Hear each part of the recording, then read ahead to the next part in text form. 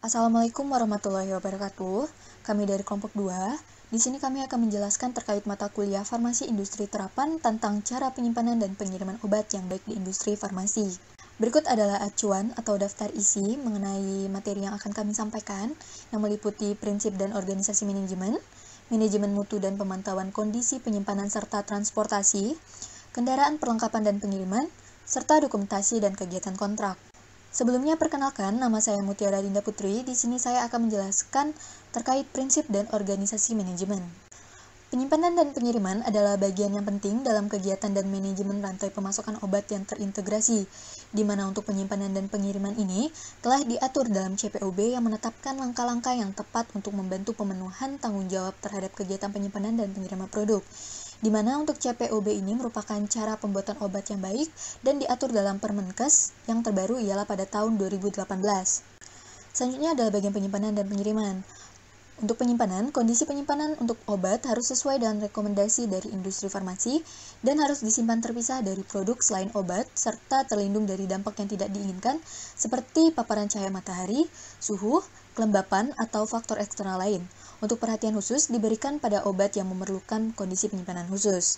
Untuk pengiriman obat, harus ditujukan pada pelanggan yang memiliki izin sesuai ketentuan perundang-undangan dan dilengkapi dokumen yang mencakup tanggal, nama obat, bentuk sediaan, nomor batch, jumlah, nama dan alamat pemasok serta pemesan.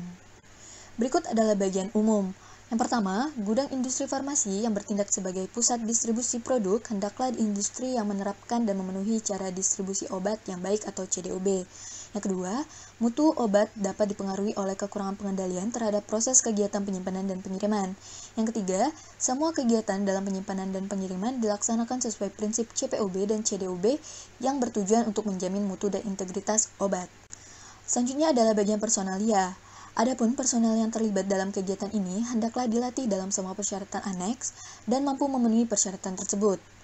Untuk personel kunci, harus memiliki kemampuan dan pengalaman yang sesuai dengan tanggung jawab agar obat disimpan dan dikirimkan dengan tepat. Kode praktek dan prosedur ini diterapkan untuk mencegah dan menangani situasi atas personel yang terlibat dalam penyalahgunaan dan atau pencurian. Yang terakhir ialah prosedur dan kondisi kerja karyawan, kontrak ataupun temporer, yang memiliki akses harus dirancang dan dijaga untuk membantu meminimalkan kemungkinan produk jatuh ke pihak yang berwenang. Selanjutnya adalah bagian organisasi dan manajemen.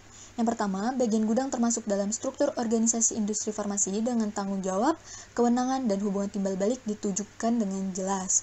Yang kedua, tiap personel tidak boleh dibebani tanggung jawab yang berlebihan untuk menghindari resiko terhadap mutu produk. Yang ketiga, tersedia aturan untuk memastikan manajemen dan personel tidak memiliki konflik kepentingan dalam aspek komersial, politik, keuangan, dan tekanan lain yang dapat mempengaruhi mutu pelayanan. Yang keempat, tanggung jawab dan kewenangan didefinisikan secara jelas dalam uraian tugas tertulis dan dipahami oleh personel terkait. Dan yang terakhir ialah tersedia prosedur keselamatan tentang semua aspek relevan seperti keamanan personel dan sarana, serta perlindungan lingkungan dan integritas produk. Perkenalkan, nama saya Yustika. Saya akan menjelaskan mengenai manajemen mutu dan pemantauan kondisi penyimpanan dan transportasi. Syarat manajemen mutu. Tersedia sistem yang dapat menjamin ketelusuran dan kepastian mutu obat jika dilakukan transaksi secara elektronis.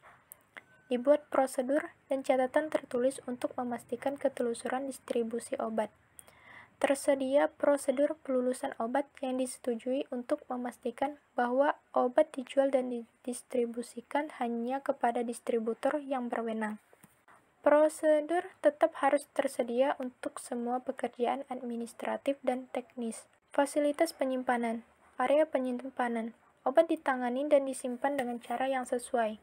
Area penyimpanan dengan kondisi khusus harus dilakukan pengendalian untuk menjaga agar semua bagian terkait dengan area penyimpanan berada dalam parameter yang dipersyaratkan, suhu, kelembaban, dan pencahayaan. Tersedia area khusus untuk penyimpanan obat dan atau bahan obat yang mengandung bahan radioaktif dan bahan berbahaya lain yang dapat menimbulkan resiko kebakaran atau ledakan sesuai persyaratan keselamatan dan keamanan. Fasilitas penyimpanan, yaitu rotasi dan pengendalian stok. Dilakukan rekonsiliasi stok secara berkala. Semua perbedaan stok yang signifikan harus dilakukan investigasi. Penerimaan. Dilakukan pemeriksaan jumlah produk saat penerimaan. Obat yang membutuhkan penyimpanan khusus harus segera diidentifikasi dan segera ditempatkan sesuai prosedur. Pengiriman obat yang diterima dari sarana transportasi harus diperiksa sebagai bentuk verifikasi terhadap sistem penutup, fisik dan fitur kemasan serta label kemasan. Kondisi penyimpanan dan transportasi. Cara pemantauan kondisi penyimpanan dan transportasi. 1. Menginformasikan semua kondisi penyimpanan dan pengangkutan kepada pihak yang bertanggung jawab atas transportasi obat. 2. Obat disimpan dan diangkut dengan memenuhi prosedur kondisi suhu dan kelembaban relatif yang tepat dan sesuai sehingga dapat dipertahankan. 3.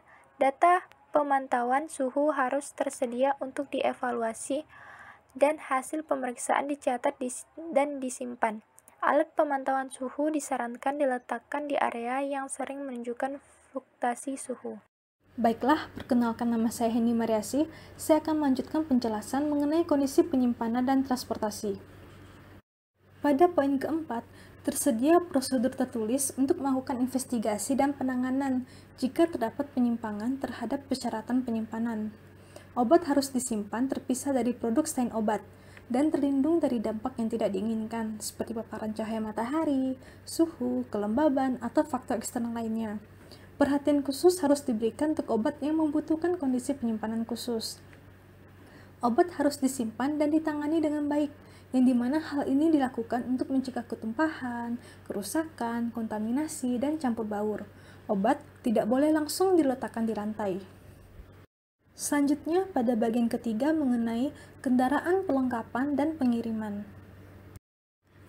Kendaraan dan perlengkapan yang digunakan untuk mengangkut, menyimpan, ataupun menangani obat harus dirancang dengan tepat. Hal ini dilakukan agar mencegah pemaparan produk terhadap kondisi yang dapat mempengaruhi stabilitas dan keutuhan kemasan. Hal ini juga dilakukan untuk mencegah semua jenis kontaminasi yang merugikan pada obat saat didistribusikan. Jika memungkinkan, gunakan kendaraan dan perlengkapan sendiri untuk menangani obat.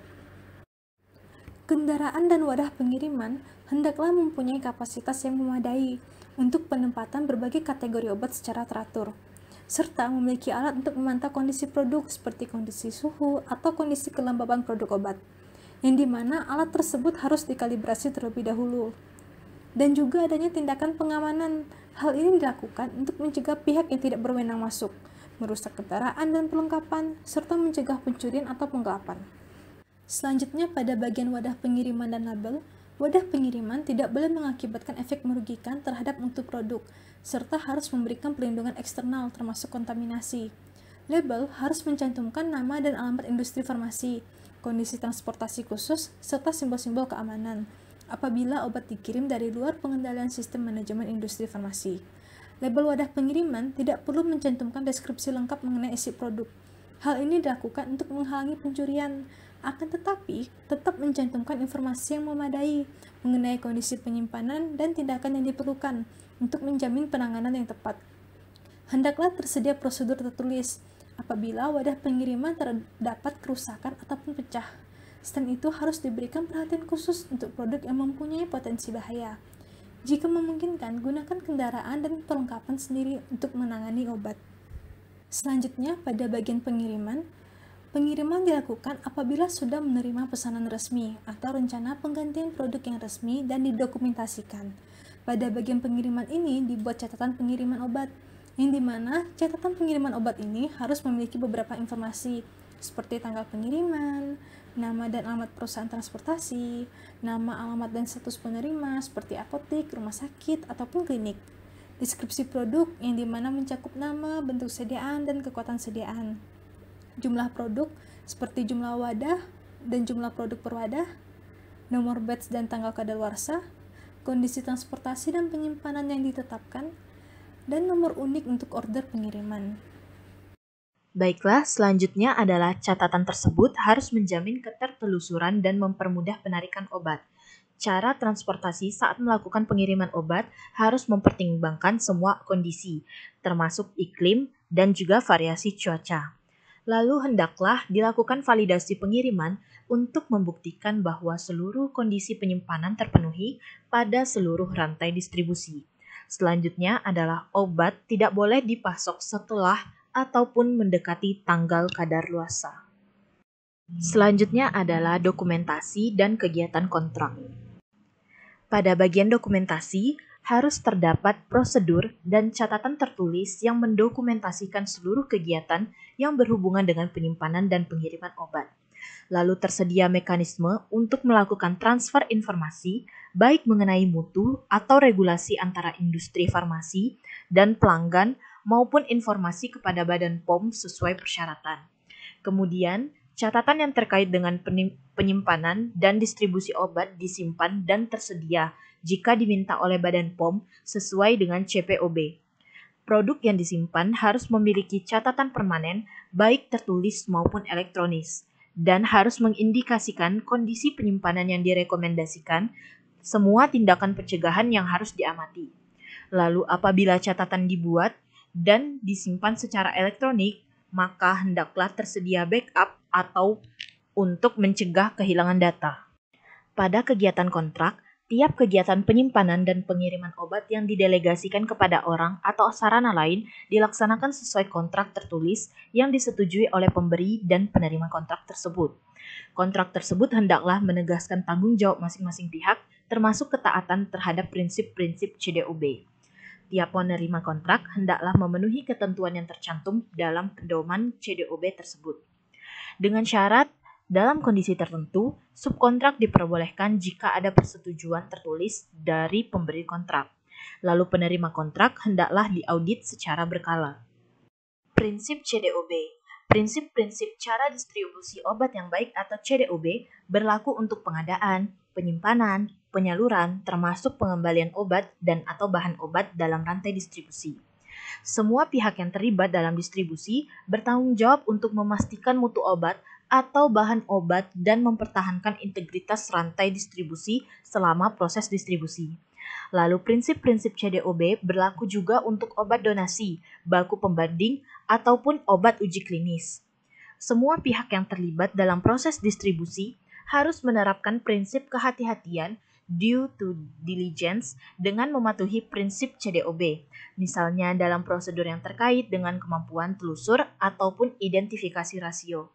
Lalu yang terakhir, harus ada kerjasama antara semua pihak termasuk pemerintah, Bea dan Cukai, lembaga penegak hukum, pihak yang berwenang, industri farmasi, fasilitas distribusi, dan pihak yang bertanggung jawab untuk penyediaan obat, memastikan mutu dan keamanan obat, serta mencegah paparan obat palsu terhadap pasien. Baiklah, selanjutnya pengelolaan kegiatan berdasarkan kontrak CDOB. Yang pertama yaitu penilaian terhadap kesesuaian dan kompetensi pihak yang ditunjuk untuk melaksanaan kegiatan berdasarkan kontrak sebelum kegiatan tersebut dijalankan, serta memeriksa status legalitasnya jika diperlukan. Lalu ada penetapan tanggung jawab dan proses komunikasi antar pihak yang berkepentingan dengan kegiatan yang terkait mutu. Untuk kegiatan berdasarkan kontrak harus dituangkan dalam perjanjian tertulis antara pemberi dan penerima kontrak, serta pemantauan dan pengkajian secara teratur kinerja penerima kontrak, identifikasi dan penerapan setiap perbaikan yang diperlukan. Cakupan kegiatan kontrak, terutama yang terkait dengan keamanan, khasiat, dan mutu obat ataupun bahan obat, antara lain A. Kontrak pemanfaatan, fasilitas penyimpanan berupa gudang atau ruang di fasilitas distribusi. Kemudian yang B, yaitu kontrak antara fasilitas distribusi dengan pihak penyedia jasa, antara lain transportasi, pengendalian hama, perundangan, kebersihan, dan sebagainya. Kontrak terkait dengan pemanfaatan fasilitas penyimpanan harus memenuhi ketentuan sebagai berikut. Yang pertama yaitu pemberi kontrak harus memperoleh surat persetujuan perubahan fasilitas dari Badan POM terkait lokasi gudang ataupun ruang yang disewa. Lalu yang kedua adalah penerima kontrak harus melaporkan kepada Badan POM perubahan denah bangunan atau fasilitas penyimpanan yang dikontrakkan. Dan yang ketiga yaitu pengelolaan di gudang atau ruang penerima kontrak harus memenuhi persyaratan CDOB. Pemberi kontrak harus bertanggung jawab untuk kegiatan yang dikontrakkan. Pemberi kontrak bertanggung jawab untuk menilai kompetensi yang diperlukan oleh penerima kontrak. Pemberi kontrak harus melakukan pengawasan dalam melaksanakan tugas yang dikontrakkan. Pemberi kontrak sendiri harus memberikan informasi tertulis yang harus dilaksanakan oleh penerima kontrak. Informasi tertulis meliputi antara lain tugas dan kewajiban penerima kontrak serta prosedur tertulis. Pemberi kontrak harus memastikan personel penerima kontrak mempunyai uraian tugas yang sesuai. Penerima kontrak harus memiliki tempat, personel yang kompeten, peralatan, pengetahuan, dan pengalaman dalam melaksanakan tugas yang dikontrakkan oleh pemberi kontrak. Lalu, fasilitas distribusi yang menerima kontrak harus memenuhi persyaratan CDOB. Untuk penerima kontrak tidak diperbolehkan untuk mengalihkan pekerjaan yang dipercayakan oleh pemberi kontrak kepada pihak ketiga sebelum dilakukannya evaluasi dan mendapatkan persetujuan dari pemberi kontrak serta dilakukannya audit ke pihak ketiga tersebut. Penerima kontrak harus menghindari aktivitas lain yang dapat memengaruhi mutu, obat, dan ataupun bahan obat. Penerima kontrak harus melaporkan kejadian apapun yang dapat mempengaruhi mutu obat dan atau bahan obat kepada pemberi kontrak sesuai dengan persyaratan kontrak. Di dalam persyaratan kontrak yang berhubungan dengan transportasi harus mencakup penanganan kehilangan atau kerusakan obat selama pengiriman dan dalam kondisi yang tidak terduga. Lalu, kewajiban penerima kontrak untuk mengembalikan obat atau bahan obat kepada pemberi kontrak jika terjadi kerusakan selama pengiriman dengan menyertakan berita acara kerusakan. Yang ketiga, kehilangan selama pengiriman oleh penerima kontrak wajib melaporkan kepada pihak kepolisian dan pemberi kontrak. Yang keempat, pemberi dan penerima kontrak harus melakukan investigasi terhadap kejadian kehilangan atau kerusakan produk obat sampai dengan ditemukannya akar permasalahan dan melaporkan pada Badan POM perkembangan investigasi sampai dinyatakan selesai. Pemberi kontrak harus menyelenggarakan pelatihan CDOB yang berhubungan dengan penanganan obat ataupun bahan obat dalam pengiriman dan penerima kontrak harus memiliki mekanisme untuk dapat melakukan penelusuran keberadaan obat ataupun bahan obat selama pengiriman. Di dalam persyaratan kontrak yang berhubungan dengan penyimpanan harus mencakup penanganan kehilangan atau kerusakan produk obat selama pengiriman dan dalam kondisi yang tidak terduga. Yang kedua, kehilangan selama penyimpanan oleh penerima kontrak wajib melaporkan kepada pihak kepolisian dan pemberi kontrak. Pemberi dan penerima kontrak harus melakukan investigasi terhadap kejadian kehilangan ataupun kerusakan produk obat sampai dengan ditemukannya akar permasalahan dan melaporkan kepada Badan POM perkembangan investigasi sampai nyatakan selesai. Pemberi kontrak harus menyelenggarakan pelatihan CDOB yang berhubungan dengan penanganan obat ataupun bahan obat dalam penyimpanan. Baiklah, sekian presentasi dari kelompok kami. Maaf apabila terdapat kesalahan. Wabillahi taufiq wal hidayah. Wassalamualaikum warahmatullahi wabarakatuh.